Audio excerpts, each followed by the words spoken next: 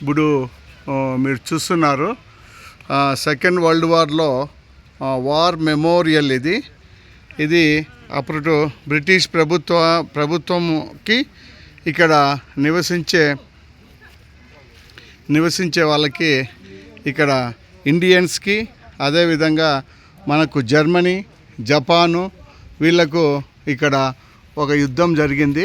ఆ యుద్ధంలో అసూలు బాసిన వారికి ఇక్కడ మనము వాళ్ళ స్మృతి చిహ్నంగా ఇది కట్టారు. చూడండి, here around the tennis court of the deputy commissioner and who fight the battle of Kohima, in which they end there. Let's finally take the India by the forces of Japan in April 1994. చూడండి, April 1944లో Japan వాళ్ళు England వాళ్ళ సైన్యం మీద దాడి చేసిన తర్వాత నాగాలాండ్ వాళ్ళు పీపుల్స్ ఇట్లుంటారు. Very good boys Nagaland.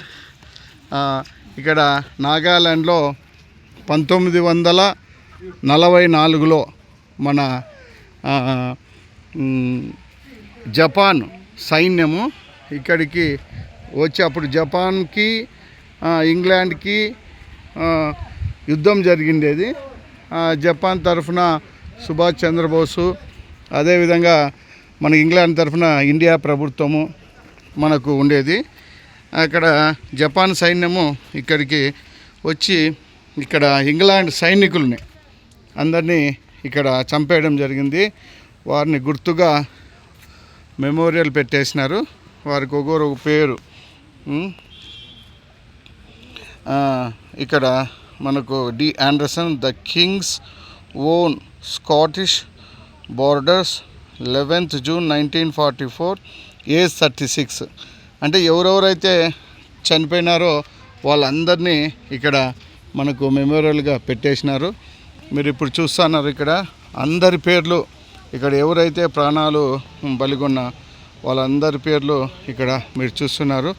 చాలామంది ఇక్కడ స్పాట్కి వచ్చారు. మనకు నాగాల్యాండ్లో కోహిమాలో మీరు చూడదగ్గ ప్లేసుల్లో ఇది వార్ మెమోరియల్ ఒకటి చాలా టూరిజం స్పాట్గా ఇప్పుడు కొనసాగుతుంది. అప్పట్లో రెండవ ప్రపంచ యుద్ధంలో జపాన్ సైన్యము ఇంగ్లాండ్ సైన్యం మీద పోరు జరిగినప్పుడు వీళ్ళందరూ చనిపోవడం జరిగింది. ఇప్పుడు మీరు చూస్తున్నారు లొకేషను చాలా చక్కగా ఉంది.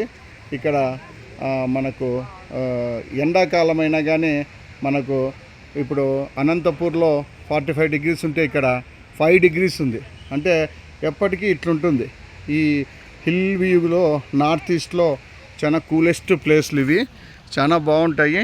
ఇక్కడ మేము వార్ మెమోరియల్ సెకండ్ వరల్డ్ వార్లో చనిపోయిన ఈ బ్రిటిష్ సైన్యానికి సంబంధించిన వీరుల పేర్లు ఇక్కడ పెట్టడం జరిగింది.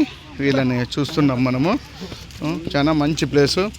ఇక్కడ గుడ్ పీపుల్, నాగా పీపుల్ కానీ బాగా వాళ్ళు సంతోషంగా హ్యాపీయెస్ట్గా ఉంటారు.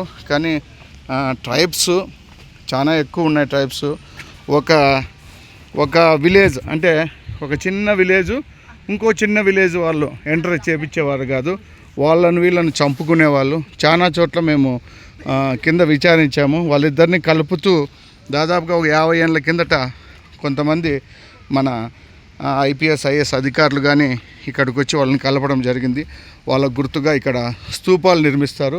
మనకు మామూలుగా ఒక రాతి మీద మన కృష్ణదేవరాయలు పరిపాలించినాడు, ఇది విధంగా ఇట్లుంది అశోకుని స్తంభం అని ఎట్లంటారో ఈడ కానీ నాగా పీపుల్ ఇక్కడ వాళ్ళు కలిపిన వ్యక్తుల్ని గుర్తుగా వీళ్ళు వాళ్ళ పేర్లను రాసినారు. అదేవిధంగా హెడ్ హంటర్స్ అంటారు. వాళ్ళు ఎవరైనా కొత్త వాళ్ళు వస్తేనే చంపడము, వాళ్ళ పుర్రల్ని ఇంట్లో పెట్టుకోవడం. అదేవిధంగా వాళ్ళ నరమాంస భక్షలు కూడా అని అంటారు. ఇప్పుడు రోంత ఇక్కడ మిషనరీస్ వాళ్ళంతా వచ్చిన తర్వాత ఎడ్యుకేషన్ డెవలప్ అయ్యి క్రైమ్ అంటే ఏమి, డిసిప్లిన్ విషయంగా కానీ చాలా చక్కగా ఉన్నారు. ఇప్పుడు పూర్తిగా మార్పు వచ్చేసింది నార్త్ ఈస్ట్లో. నాగాలాండ్ రావాలంటే ఒత్తిడి భయంగా ఉండేది. నేను కానీ మనకు సోషల్లో డిఎస్సిలో ప్రిపేర్ అయ్యేటప్పుడు నాగాలాండ్లో హెడ్ హంటర్స్ ఉంటారు, చాలా డేంజరు అక్కడ అట్లా ఇట్లా అనేవాళ్ళు. మేము కానీ ఇక్కడ వచ్చిన తర్వాత వాళ్ళ హాస్పిటాలిటీ కానీ వాళ్ళు మర్యాద కానీ చాలా బాగుంది. ఏమంటే కొంచెము మన ఆంధ్ర తెలంగాణతో పోల్చుకుంటే మనకు కొంత లివింగ్ కాస్ట్ ఎక్కువ ఉంది. ఆటో బాడుగులు కానీ ఇవి కానీ డబల్ ఉన్నాయి. ఇక్కడ చూస్తున్నారు మీరు మాకు వాళ్ళు సేమ్ మామూలుగా చైనీస్ మాదిరే ఉంటారు, కొంచెం షార్ట్ ఉంటారు. మీరు మన వాళ్ళ మిత్రులు ఎవరు వచ్చినా కానీ ఈ మెమోరియల్ సెకండ్ వార్ మెమోరియల్ని మనం చూడొచ్చు. చాలా బాగుంటుంది ఇది. మీరు ఎవరు డోంట్ మిస్ ఇట్. చాలా బాగుంటుంది ఇది.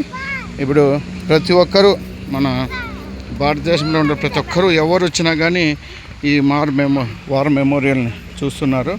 మనకు అప్పుడు యుద్ధాలు అనేటివి అప్పుడు జరిగాయి కాబట్టి దాని సందర్భంగా ఇక్కడ వాళ్ళ పేర్లను వాళ్ళందరినీ ఉంచడం జరిగింది.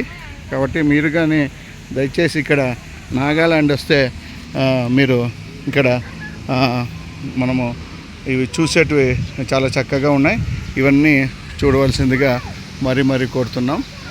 ముక్కర Harinath over to Anantapur, Anantha traveller.